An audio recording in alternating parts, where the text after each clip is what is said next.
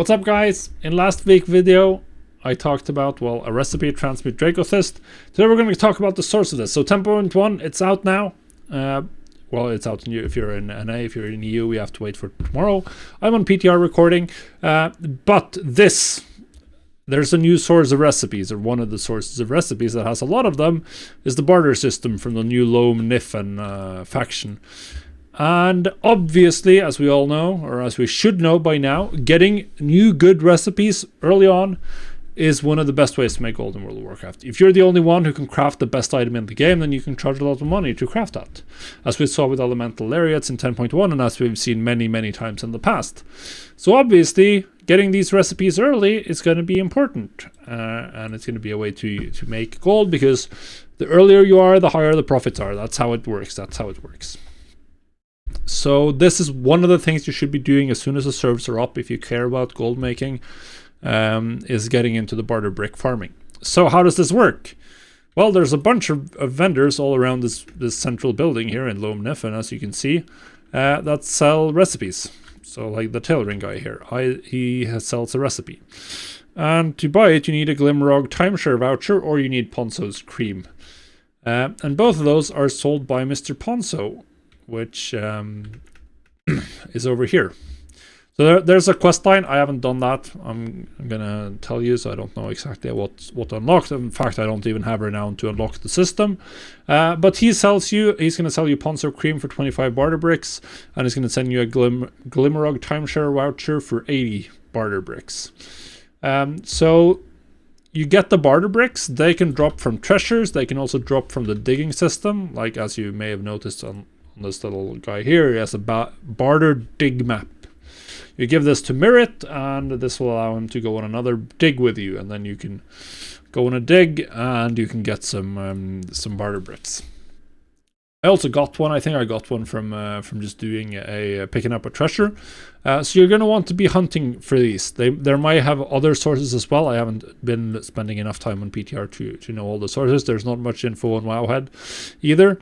So if someone has tested this out deeply, then they're keeping all the secrets for themselves, because they're realizing it's good to be early.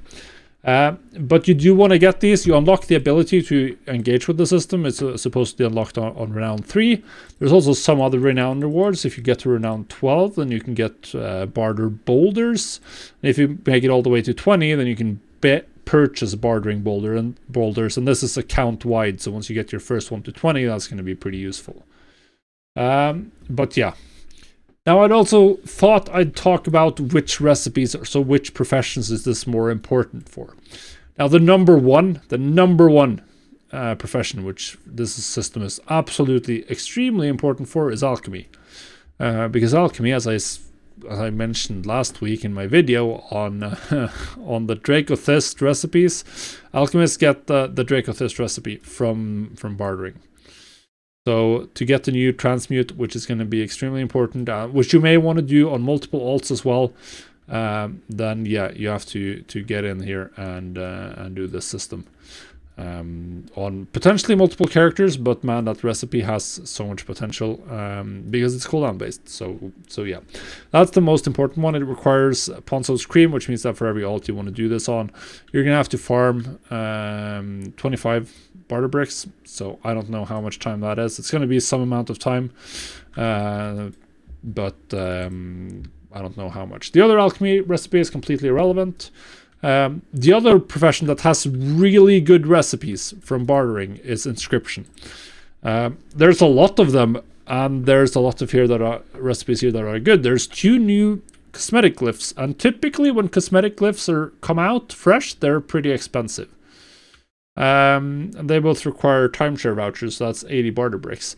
Then there's a new mastery weapon rune, similar to the haste and crit runes we already have.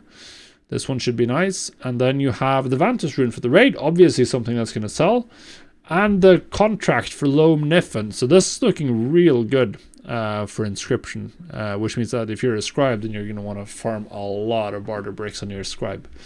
You're going to farm a lot. So for other recipes, engineering didn't get much of interest here. It was a toy type utility item, so they are not super important. Leatherworkers, they get 2 epic pieces of gear. I mean, they are, if you're doing crafting orders, obviously that's good. If you're not doing crafting orders, then obviously that's completely worthless. But leatherworkers, they get 2 epic pieces, and they get a new armor kit for your legs. So this is something we could see.